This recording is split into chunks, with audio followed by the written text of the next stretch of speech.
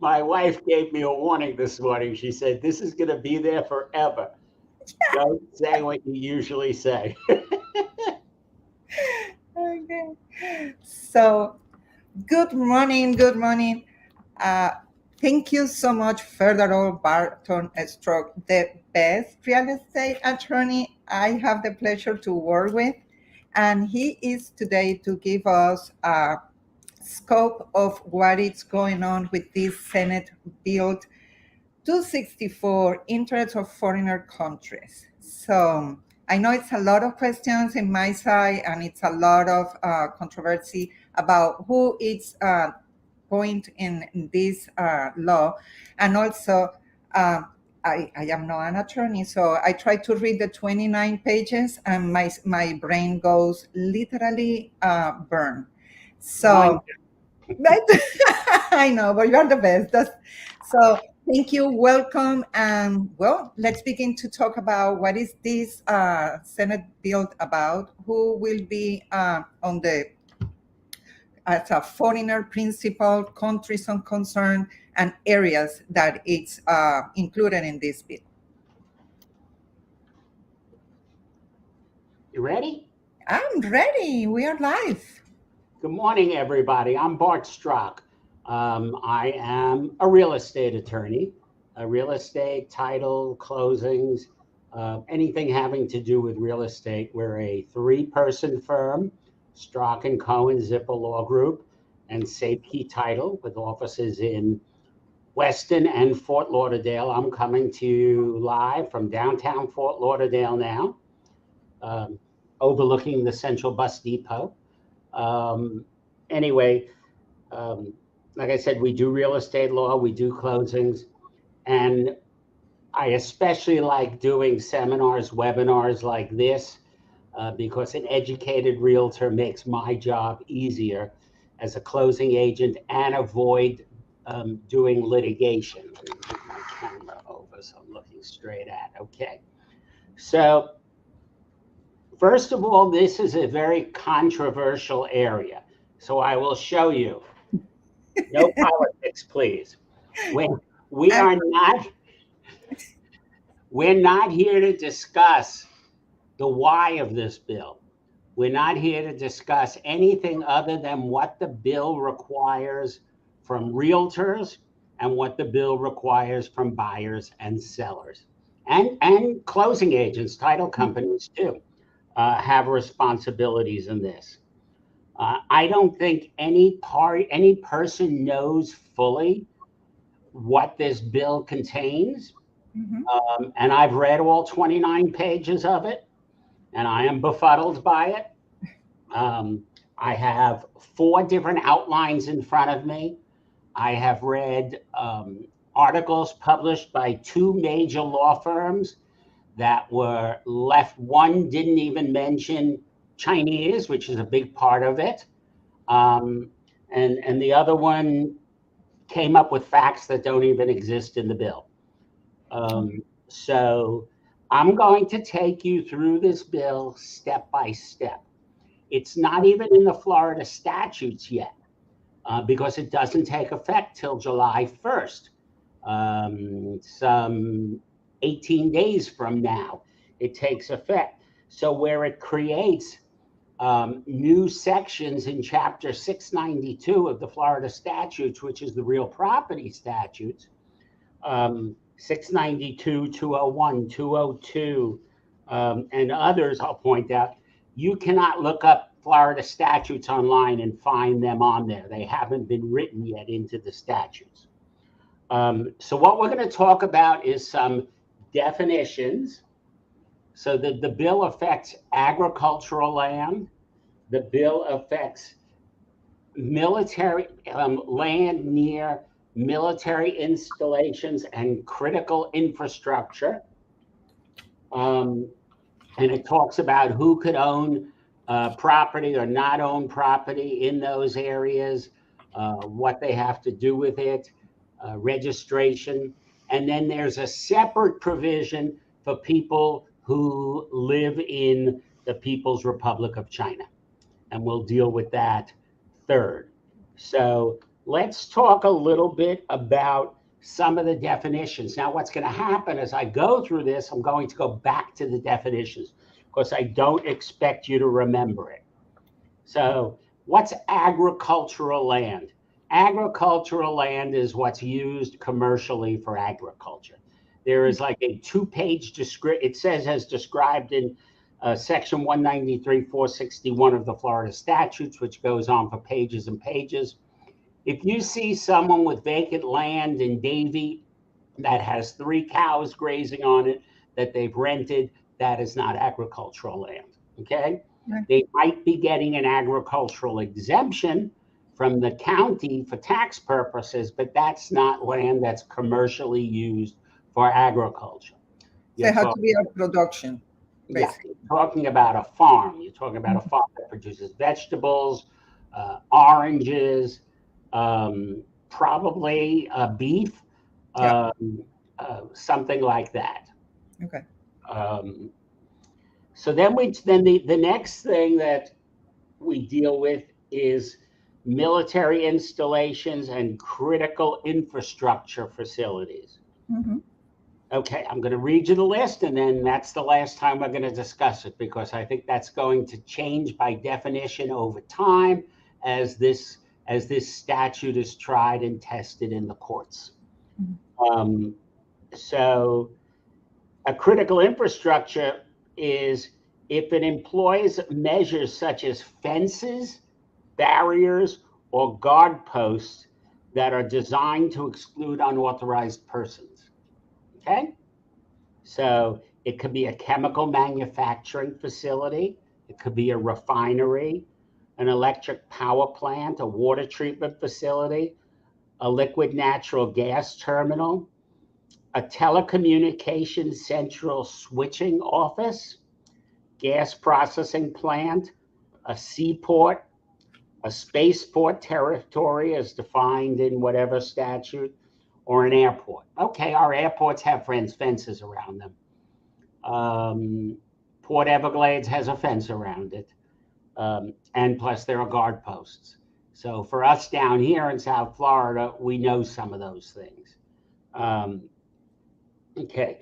A military installation means a base, camp, post, station, yard, or center encompassing at least 10 contiguous acres that is under the jurisdiction of the Department of Defense or any of its affiliates.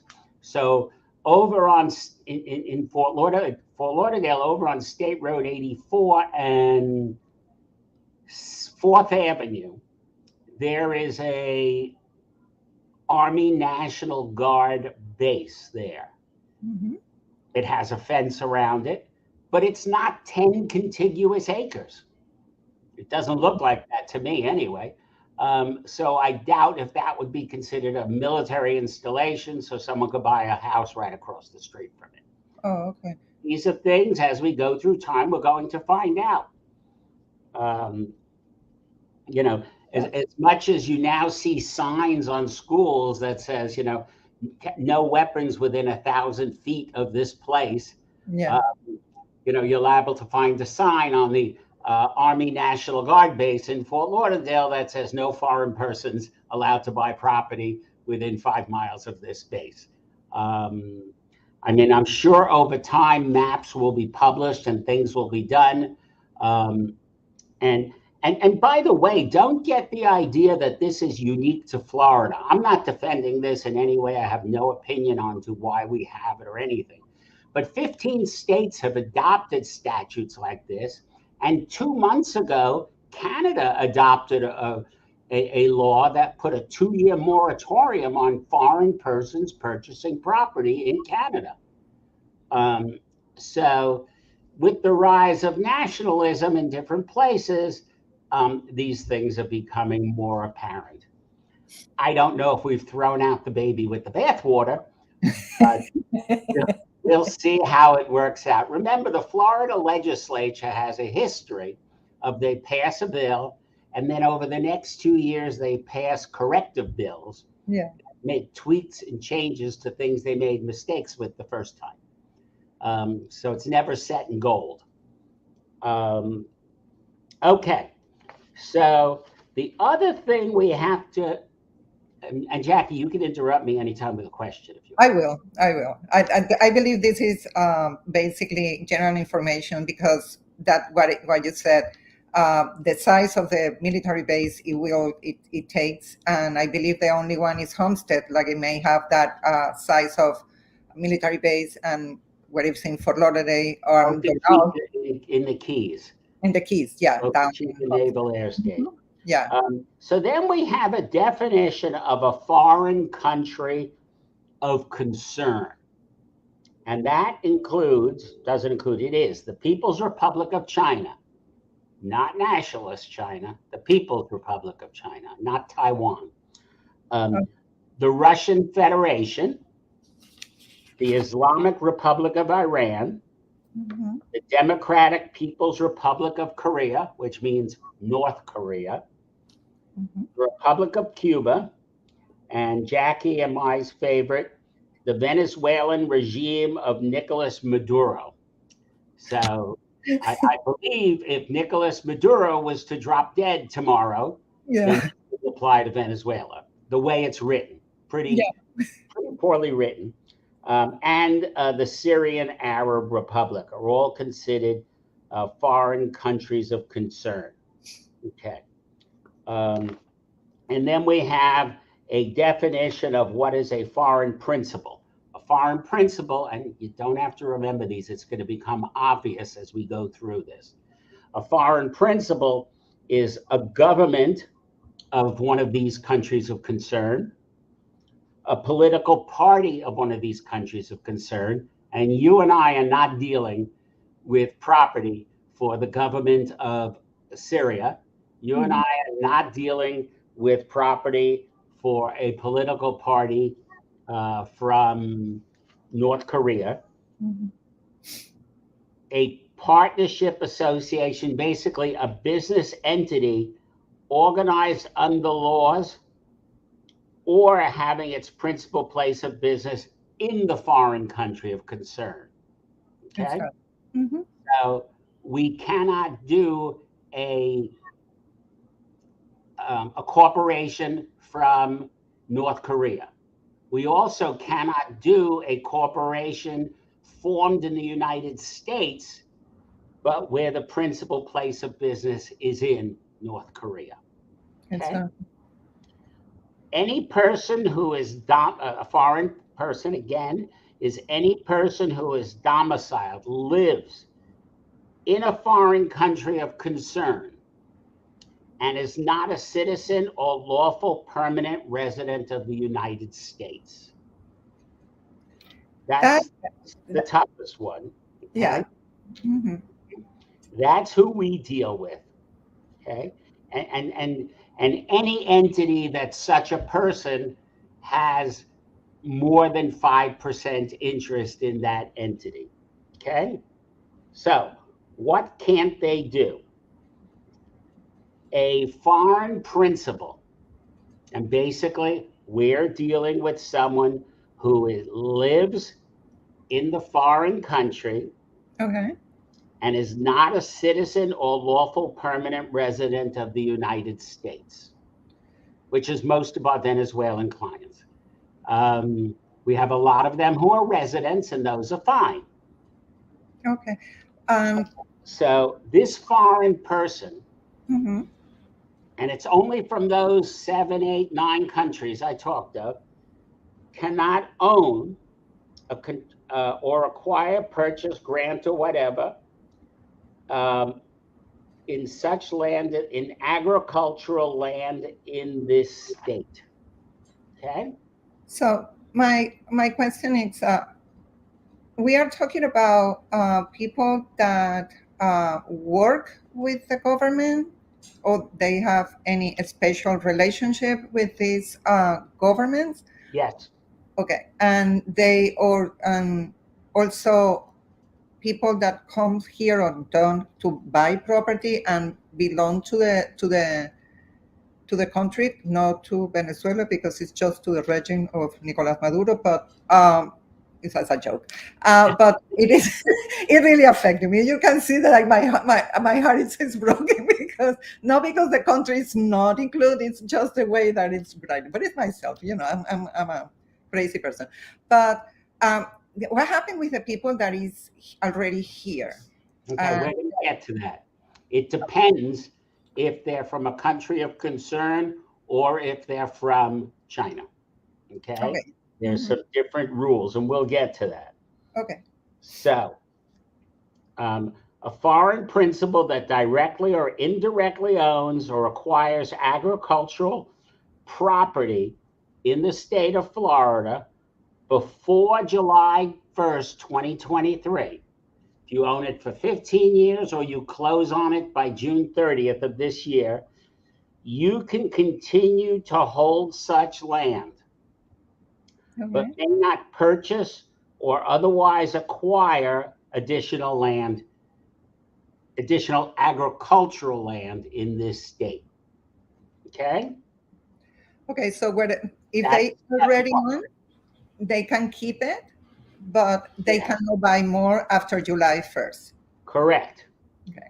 Now, if you do own that land, then you have 1 year by January, well, you have 6 months by January 1st, 2024 to register with the Florida Department of Agriculture. Okay. And the department is required to come up with a form by January 1st, 2024. Very simple. And they tell them it's going to be the name of the owner, the address of the land, the number of acres. A very simple form. I'm sure it won't be simple by the time they finish with it. But so they have to register. If you don't register, then you could face a fine of up to $1,000 per day. Okay? So again, it's any person that is not a resident or U.S. citizen that belongs to these countries that have to do that, register on the Department of Agriculture if they own agricultural land? Correct. Okay. Now, they're very serious when they say citizen or resident. Any of the, if you're, well, we'll get to that. It's in here. I'll get to that. Notwithstanding that, what happens if after July 1st, 2023, you get land? Oh, I'm sorry. Notwithstanding. You said if you buy it, you have to sell it in 3 years? You have to sell it. Foreign principal now. So if you get new land, not through purchase, but you get it through you inherit it, you held a mortgage on it, and you foreclosed on that mortgage. The Venezuelan citizen, the Chinese citizen, the Syrian.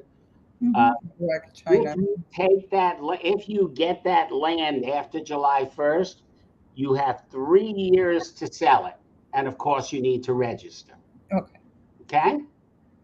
So it can even a mistake if you get it out of an estate, and you're a foreigner, so a foreign person from a country of concern. Okay. So how do we know? So at the time of the purchase, the buyer of any buyer of agricultural land in Florida must sign an affidavit that it's not a foreign principal and it's in requirements. It complies with the requirements of this statute.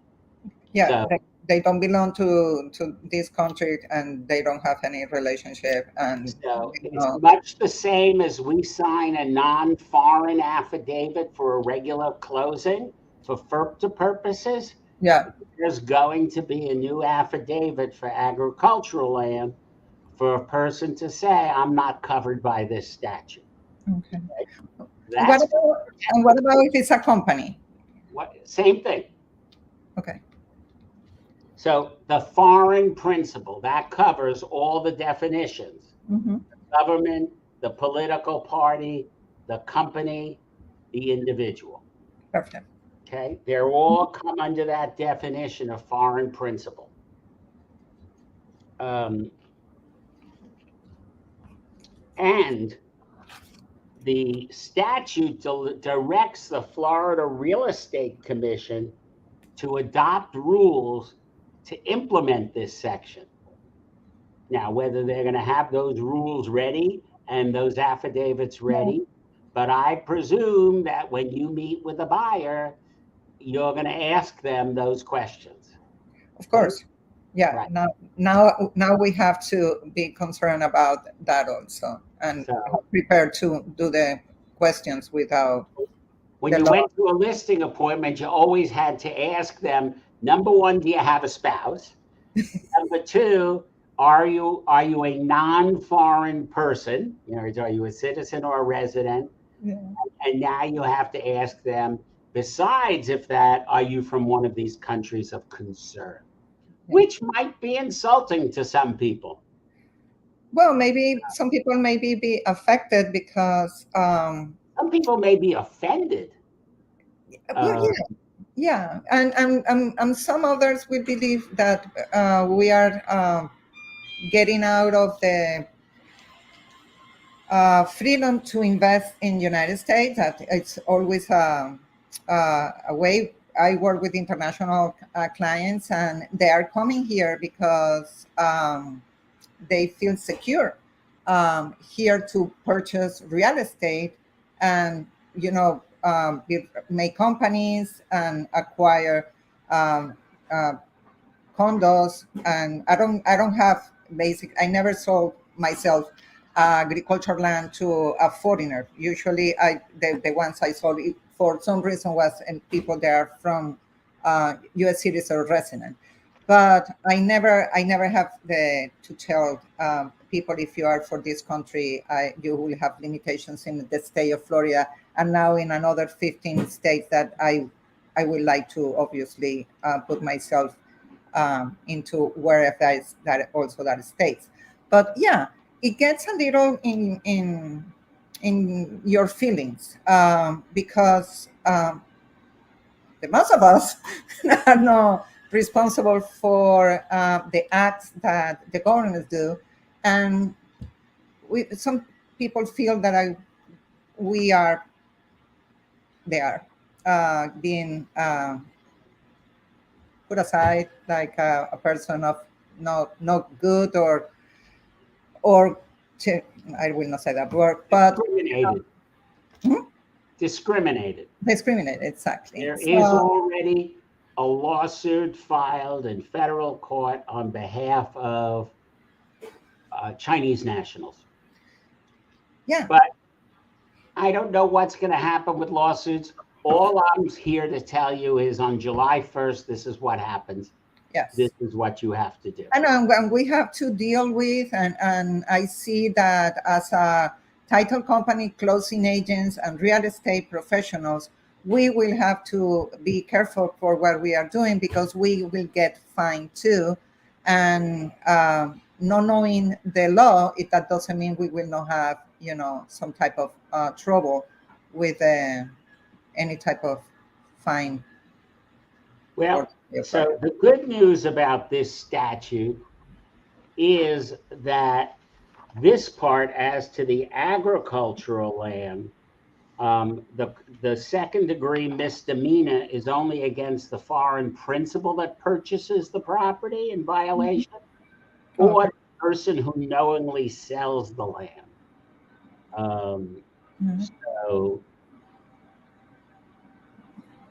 So what about real estate? Okay, so now let's talk about real property around military installations and critical infrastructure facilities. Military installations, 10 acres or more under the Department of Defense or its affiliates, or critical infrastructure facilities. So it's something that has a fence around it, it has a guard, and it gave a list: chemical places, refineries, ports, I don't know what happens with a little FP&L substation, that has a fence around it. I'm not sure about that. I don't think we know yet what that's going to be. So anyway, a foreign principal, meaning from those countries of concern, may not directly acquire any interest in real property within 10 miles of any military installation or critical infrastructure facility in this state. Okay? So I'm sure at some point the state is going to publish a map with circles around it, the same way showing where sex offenders could live. All those things. It's just we got more circles overlapping than whatever. Because we have a lot of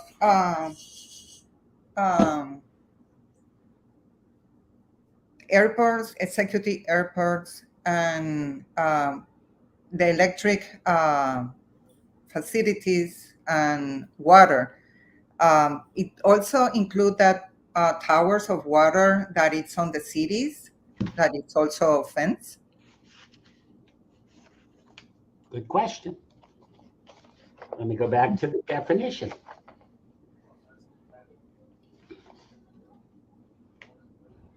And also we have telecommunications. So it's that also the towers? So a chemical manufacturing, a refinery, a water treatment facility or wastewater treatment plant. So if you go off 95 around Oakland Park Boulevard, you have the Five Ashes water treatment plant from the city of Fort Lauderdale, which has a fence around it. Yep. So now remember, this 10 miles from is a 20-mile circle, because you have the center point 10 miles in each direction. So that's a 20-mile swath of land that can't be purchased in. So if Executive Airport is located pretty much central in Broward County, that 20 miles might eliminate a big part of Broward County. Yes. Okay? Yeah. I'm just thinking, these are things I haven't thought about before. So we're going to have to get more. There's going to be more guidance coming, I am sure. So now you can't acquire land within 10 miles of a military or critical infrastructure facility. All the same things: foreign principal, company, government, political party. Now there's a few more different people involved, because if you own less than 5% of any class of registered securities, you're okay. So, there's a few different things. Now, if you own any property within 10 miles, if the person from a country of concern owns any property within 10 miles of any military installation or critical infrastructure, before July 1st, 2023, they can continue to own it, okay? But may not purchase or acquire new property in that category. And they also have to register? And they must register not with the Department of Agriculture.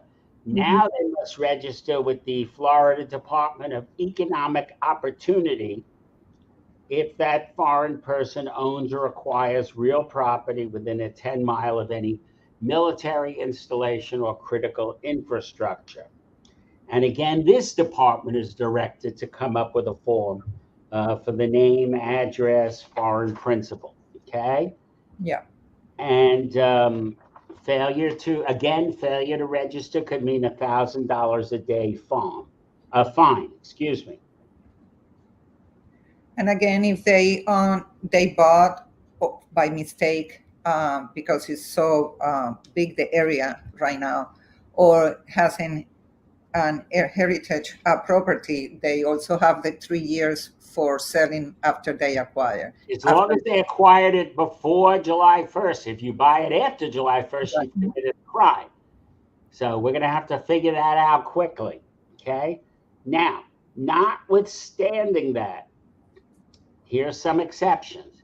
A foreign principal who is a natural person, so a person from any of those countries who's a natural person, not a company, not an LLC, anything like that, may purchase one residential real property up to 2 acres in size if all of the following apply. Okay, so an individual. The parcel is not within 5 miles of any military installation. The person has a current verified United States visa that is not limited to authorizing tourist-based travel. She can't have a tourist visa. He cannot, or he can? Cannot. Cannot. Tourist visas, that you need a visa, but it can't be a tourist visa. So you have to be an investor? Here working with whatever they're, L1, all those visas that I don't know anything about. Investor working visa. House. Okay, within 5 miles of a military, not less than 5 miles, and no more than 2 acres. Okay. Or they have official documentation confirming that that person has been granted asylum in the United States, and such visa or document authorizes the person to be legally present within this state. I have a client who applied for asylum 8 years ago. He has not had his hearing yet. I have to. He cannot own property.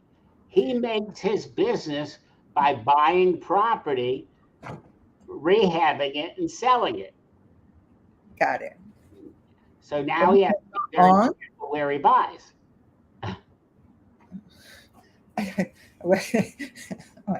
So, but they have a working permit. Obviously, it's not a working visa, so they cannot apply the working permit because they are not be granted with a political asylum yet. You need a visa or confirmed asylum. Okay. Authorizing them to be legally within the United States. Okay. So it's a lot of families that place the political asylum before 2014, that the rule changed after December 2015, and that's the people that are up in the air, which they are legal here, they have working permit, but they never be in a court of immigration to review their paperwork. Well, better get in the rental business. But they own already, so they can register themselves in this the Department of Economic Opportunity and still own it. No, that's only if they owned it before. Yeah, I have the people I know they own for a few years now. So, and I know a lot of people like realtors as myself have clients that have a working permit and they are paying their taxes for at least 8 years, and they're on their primary residence. They are not investors. They live here. They don't have a granted political asylum, or they are under the TPS. Right. They don't have a visa. They don't have a visa. So they have to register, obviously. Let's get to that. Okay. So these are people who could buy a property that is not within 5 miles of a military installation. They have to buy it in the name of the person whose name is on the visa or the asylum granting document. Notwithstanding, a foreign principal may acquire real property of any interest within 10 miles of a military installation by the same way, if they inherit it or get it through a mortgage foreclosure, Yeah. and then they have 3 years to sell it and must register. Okay. Okay. None of this affects the title to the property, but if you don't register, there's a fine, and you could be sued for forfeiture of that property. And Okay? they can put a lien also, no, on the property. Yeah. Mm-hmm. Now,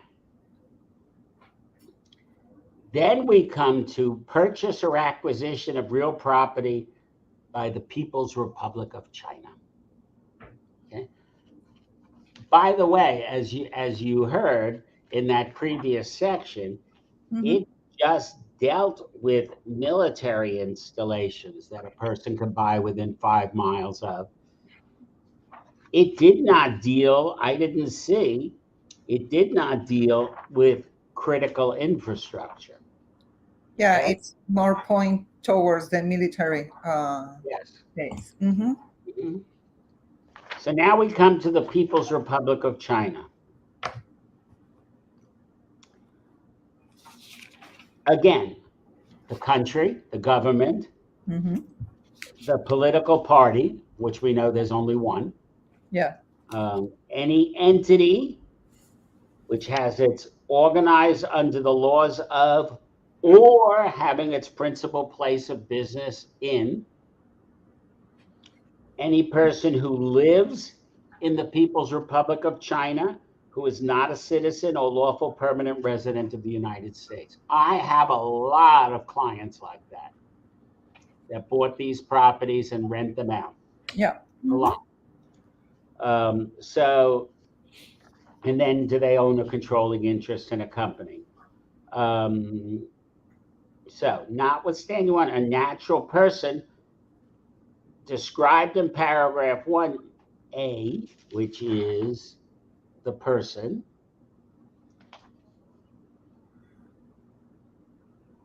may purchase one residential real estate property that is up to 2 acres in size if all of the following apply.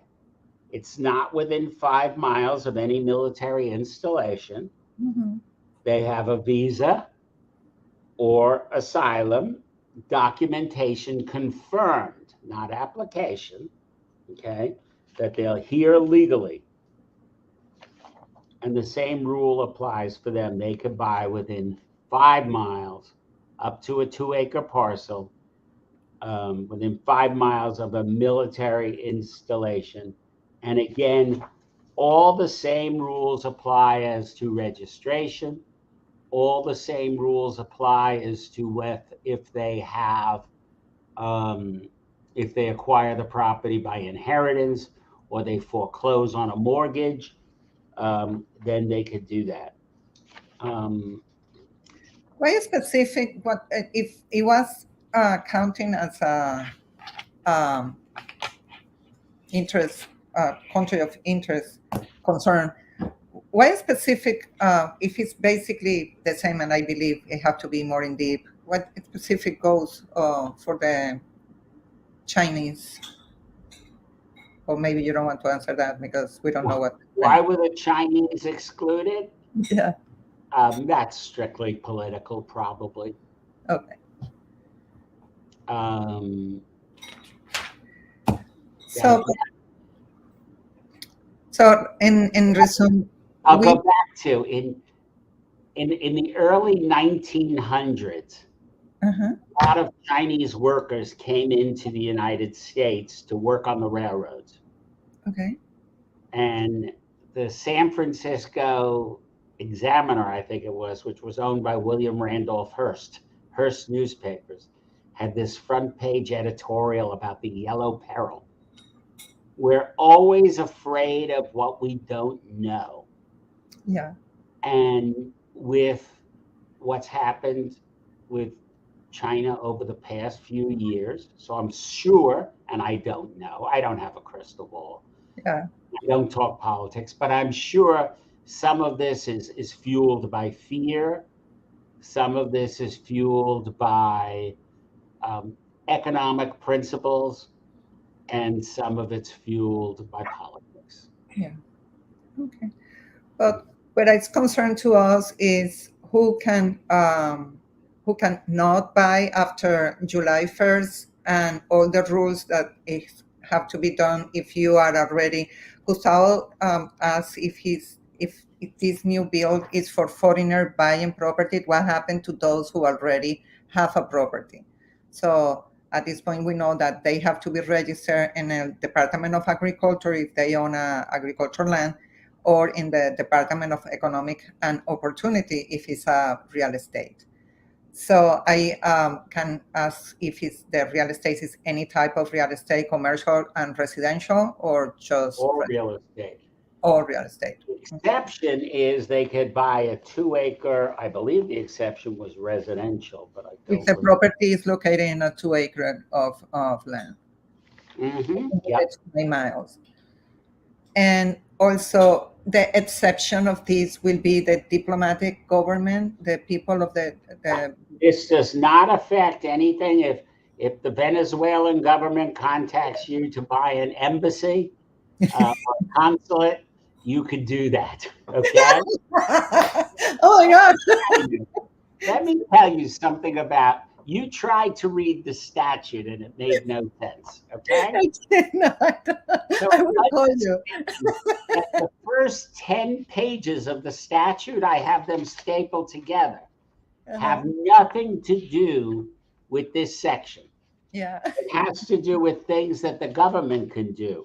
So you don't have to read the first 10 pages. In addition, pages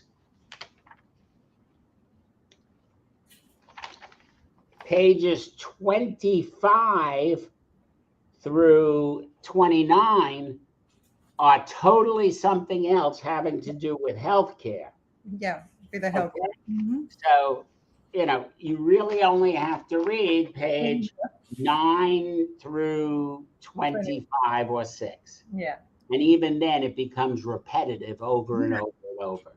Yeah, okay. I try to read it also, and I wake up today at 5 just to be sure that I was trying to write like that. Okay, it's again. So nobody is expected, including myself, to leave here today to know these rules. Exactly. Okay?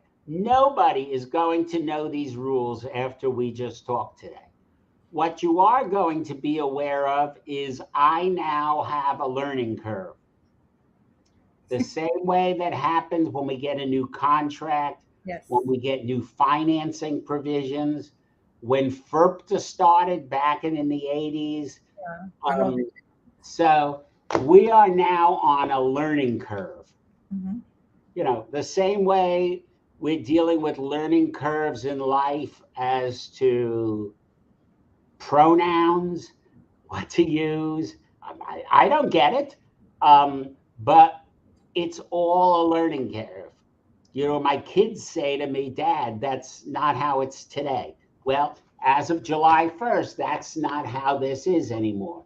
All the rules we knew about that, which were just FERPTA, have changed. Yes. So don't feel like you walked out of here today scratching your head saying, I have no frickin' idea at all what this means, and I better go find another profession because I don't understand being a realtor anymore. No, I'm too old to begin another profession. I'm older than you, believe me.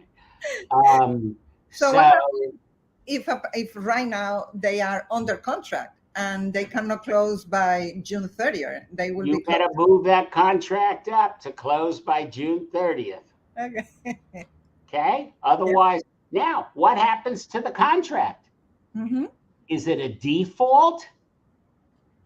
Yeah. Or is that a valid way out of the contract? Well, Well, you let me know. You let me know. I will not say anything.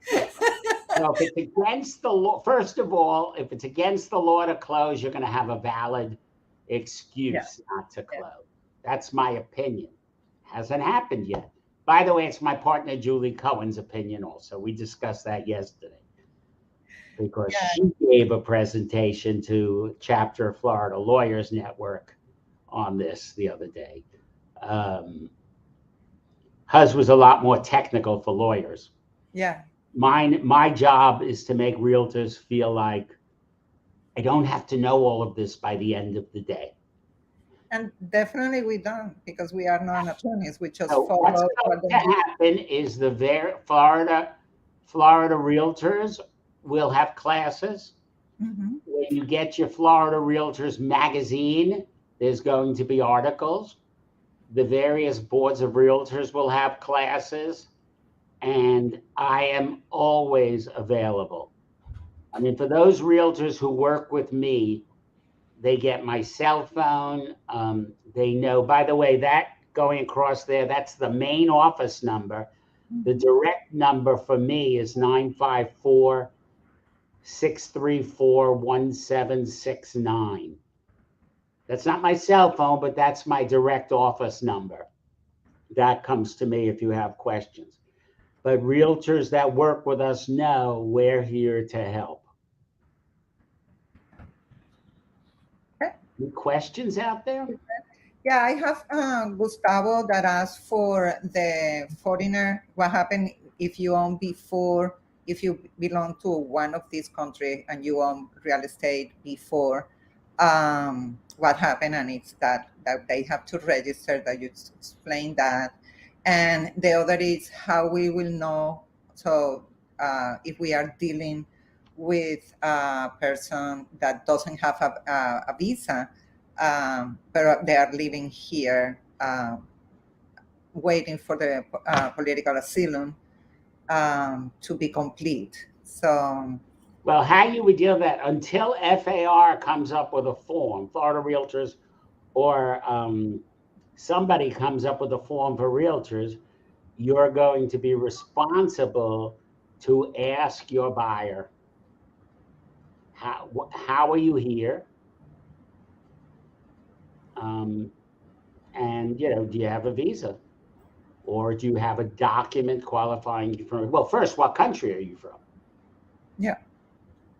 Yeah, you can have a political asylum that is not for these countries. Mm-hmm. So we are not the only one. It's a learning curve. Between in the next 17 days, we're going to be hit with more information as more and more people read this.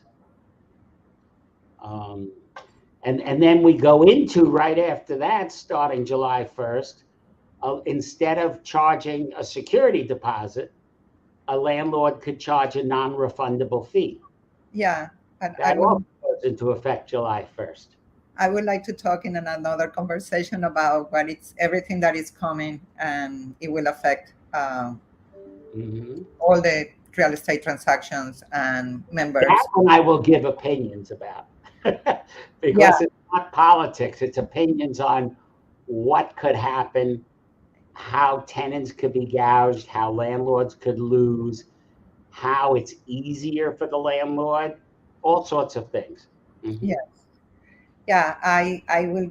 You will tell me what day you have available to go over that. Just check with Nina. Yeah, I will check with that. So, yeah, I think that the big concern is how we can help the people that are already homeowners.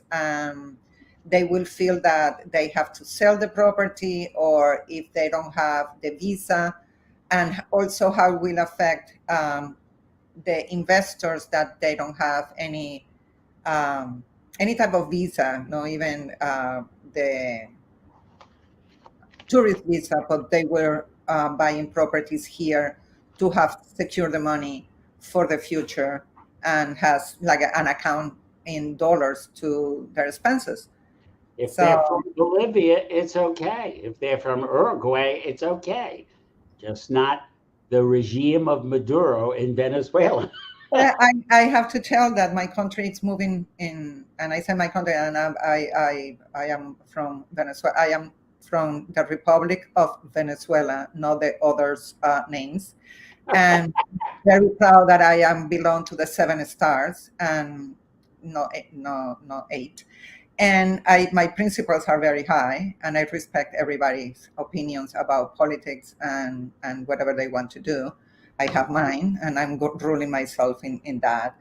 But I know that they live in dollars. It's no the bolivar doesn't count anymore. And I know a lot of people that own properties here for many years that they don't like even before, and they the way they can live there because they don't have a visa here Right anymore. But they have an income coming in a property that is maybe pay off, and that is the way they can live in Venezuela. So yeah, it's a lot of concern. I don't have a lot of families from the other countries, and I don't want to do this as just for that. And I feel like many other people can have the same issue for that. And it breaks my heart for the people that is on the political asylum for so many years, and they make an effort to buy a home, and they are now up in the air. So yeah, it will help a lot. Anything that is coming that will reinforce, change, or make a solution to see how we can help. Because at the end, that's what we do. We support, help, and we are professionals. And I am not not even try to be an attorney. Well, we're all on the same team. Yeah. We're all here for different functions on that team. And basically, if you have a happy client, I have a happy client. Yeah. And that's what we're all there for. Yeah. And also, I think that even the mortgage broker that we're working right now with, they have to be aware that what's happening. So it's a lot of work for all of us, and for all of us who wants to do the right things and support people. And I know you will have a lot of work. If I hear anything new or changes, I will alert you, and you could disseminate it to everybody you have here. Thank you so much. You are amazing, and I love the way you explain everything in detail. And I really appreciate the fact that you take your busy schedule and make a hole for me. And thank you so much. My pleasure. Bye-bye. Have a great day. Bye-bye.